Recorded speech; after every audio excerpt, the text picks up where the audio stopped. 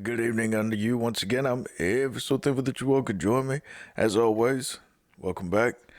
We left off in Joshua chapter 7 last time with the death of Achan.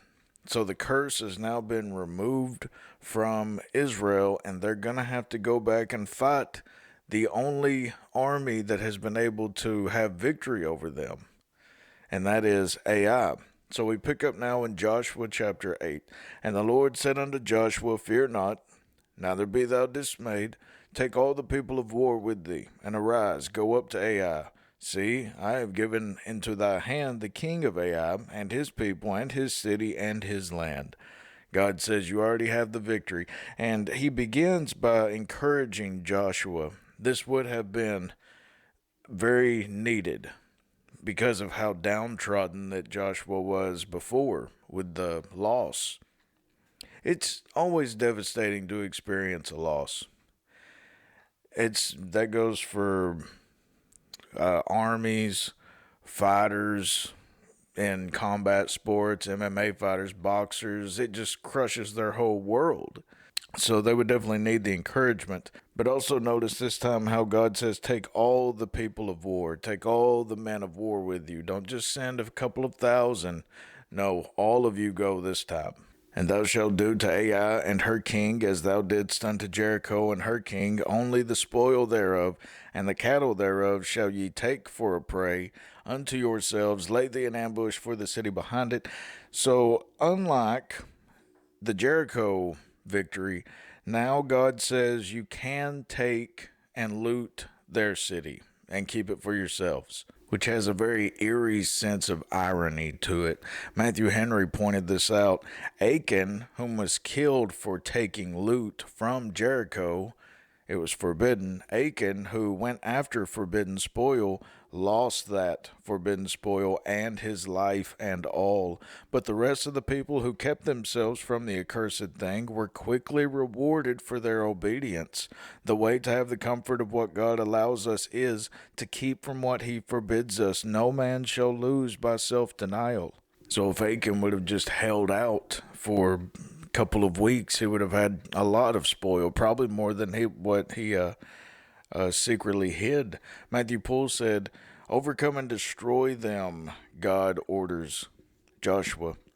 This was enjoined partly to chastise their, meaning Ai, their last insolence and the triumphs and blasphemies which doubtless their success produced, and partly to revive the dread and terror which had been impressed upon the Canaanites by Jericho's ruin and had been abated by the late success of Ai. This was a reinforcement of, no, Israel is still very victorious and a very terrifying army to behold, Canaanites, as they probably would have gained a little confidence from Ai's victory. So Joshua arose and all the people of war to go up against Ai, and Joshua chose out 30,000 mighty men of valor and sent them away by night. So we're told right here, remember this, he's choosing out 30,000 men of valor and sent them away by night. This would have been the ambush party that they were going to use. They're using a strategy in order to take Ai. And this would be the strategy right here. Right here, they cross the Jordan to come to Gilgal. They take Jericho. Now they make their way all the way over here to Ai. Right behind Ai, not a mile or two, is Bethel. Now, Bethel would be aiding Ai in this battle. They're not very large settlements, but they would first be sending these 30,000 behind Ai, to the west of Ai. And Joshua is going to come up and take his men. He's going to take his to the north of Ai, and there's going to be this little ravine separating them from Ai.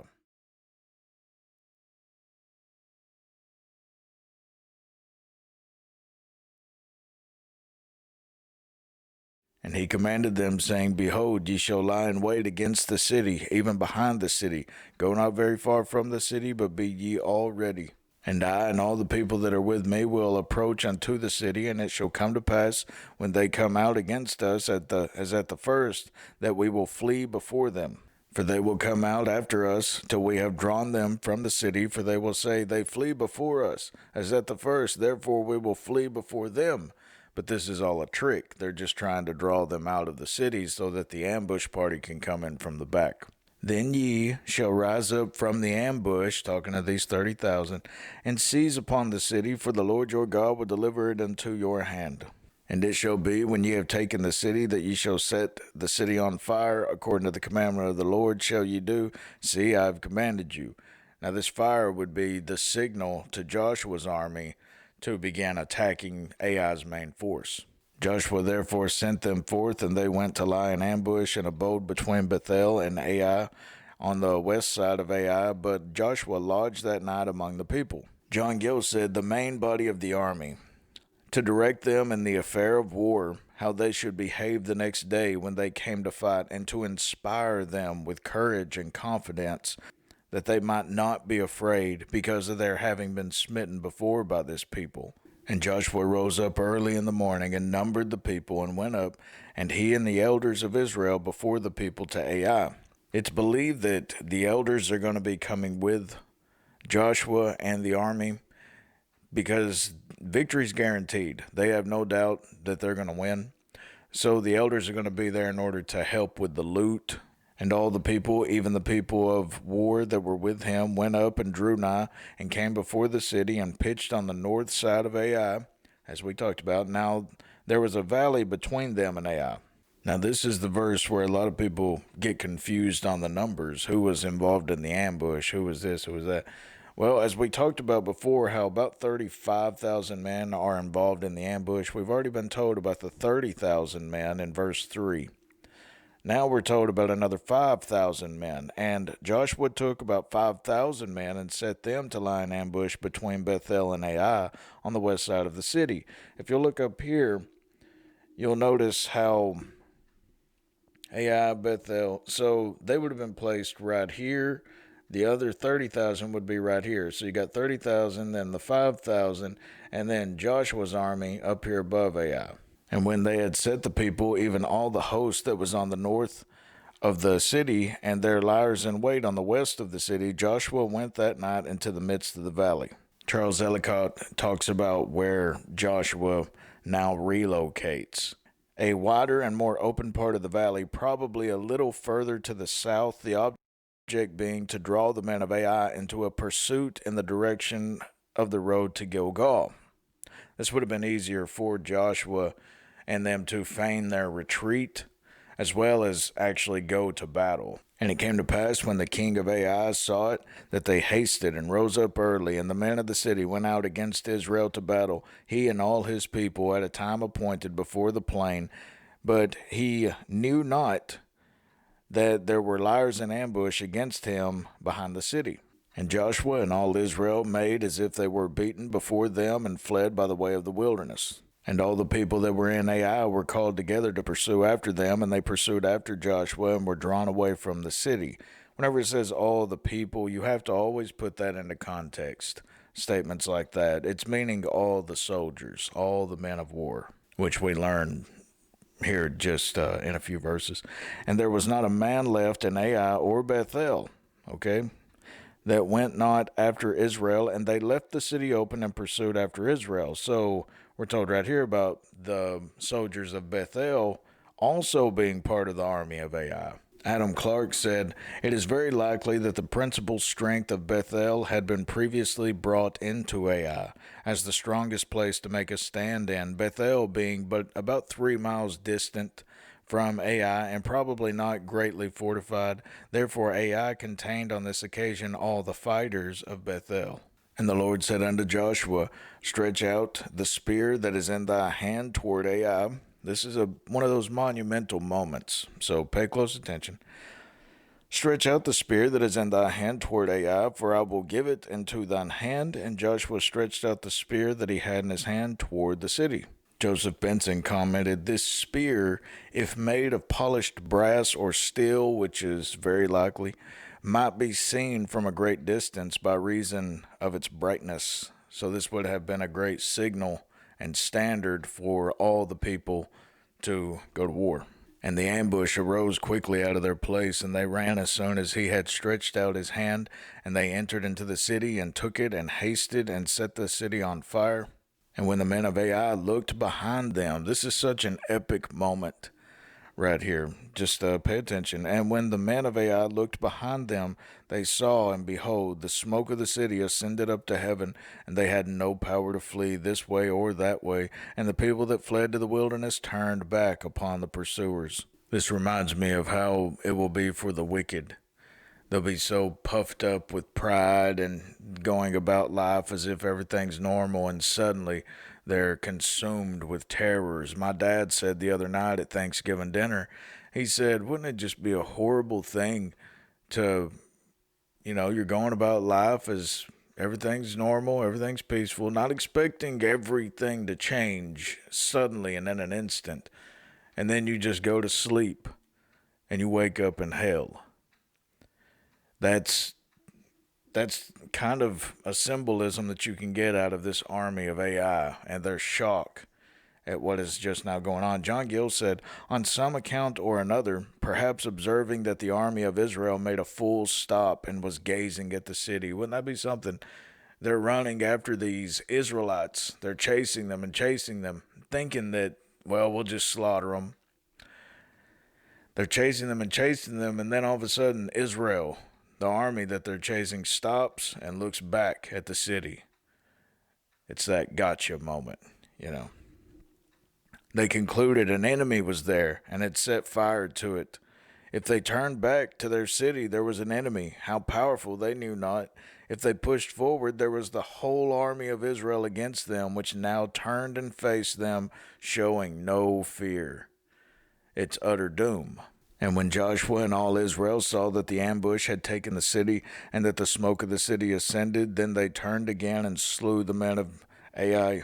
And the other issued out of the city, the ambush party issued out of the city against them. So they were in the midst of Israel. They were boxed in, some on this side and some on that side, and they smote them so that they let none of them remain or escape.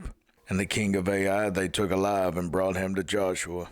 Jamison Fawcett Brown said, the king of Ai they took alive, to be reserved for a more ignominious death as a greater criminal in God's sight than his subjects, meaning a more cruel death was awaiting him. And it came to pass, when Israel had made an end of slaying all the inhabitants of Ai in the field, in the wilderness wherein they chased them, and when they were all fallen on the edge of the sword until they were consumed, that all the Israelites returned unto Ai, and smote it with the edge of the sword. And so it was that all that fell that day, both of men and women, were 12,000, even all the men of Ai. For Joshua drew not his hand back. He's keeping his spear up the entire time. Joshua drew not his hand back, wherewith he stretched out the spear, until he had utterly destroyed all the inhabitants of Ai.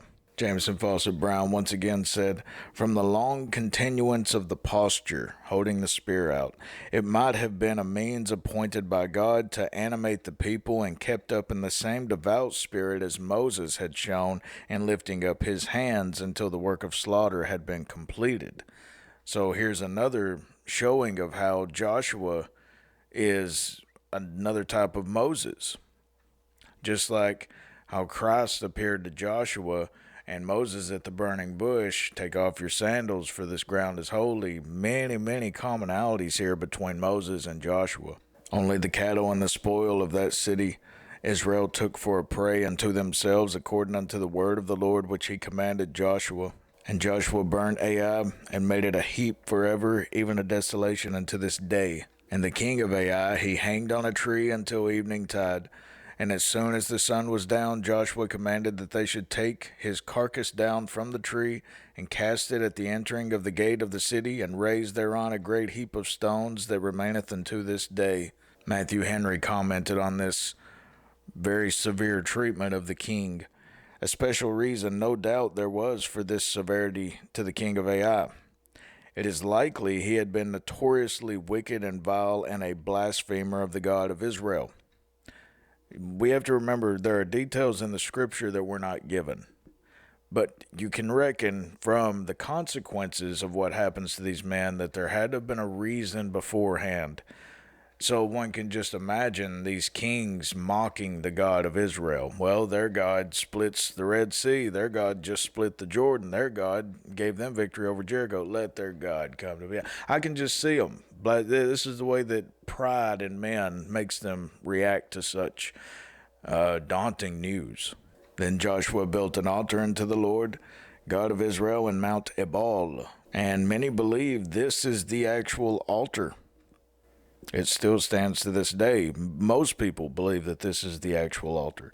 And Moses, the servant of the Lord, commanded the children of Israel, as it is written in the book of the law of Moses, an altar of whole stones, over which no man hath lifted up any iron, and they offered thereon burnt offerings unto the Lord, and sacrificed peace offerings. And he wrote there upon the stones a copy of the law of Moses, which he wrote in the presence of the children of Israel. Jamison Fawcett Brown once again commented, not certainly the whole 5 books of Moses did he write, but the most weighty and substantial parts of the law. Now, the remainder of this, you'll see, is just their fulfilling what Moses had commanded of them. And all Israel and their elders and officers and their judges stood on this side of the ark and on that side of the ark before the priests, the Levites, which bear the ark of the covenant of the Lord, as well as the stranger, as he that was born among them, half of them over against Mount Gerizim, and half of them over against Mount Ebal. That is intentional. We'll come to that. As Moses, the servant of the Lord, had commanded before that they should bless the people of Israel. You see, back in Deuteronomy 27, you can go and read this for yourself. Deuteronomy 27, 12 and 13, Moses says that some of the tribes are to be on this side, and some of them are to be on the other side. He names them off. And afterward he read all the words of the law, the blessings and curses, according to all that is written in the book of the law. Now these blessings, first of all, they dealt with promises given to their cities that were to be conquered, to the fields, the crops, their births coming out of the mothers, the soldiers, the armies, their standing among the nations, etc. And the curses were dealing with the idolatry, incest, murder, mistreatment of widows, orphans, and such. So those were just some. You can actually go to Deuteronomy 27 through 30 and find out a whole lot more about what is going on right here. There was not a word of all that Moses commanded, which Joshua read not before all the congregation of Israel, with the women and the little ones and the strangers that were conversant among them. And here is an actual plaque that one could find at that altar even today. Joshua's altar on Mount Ebal. It's got how it would have been originally, but the remnants are still very much there to this day. It's good size. It's a pretty big altar. But my friends, that is it for today's study. Once again, I hope that you all learned something.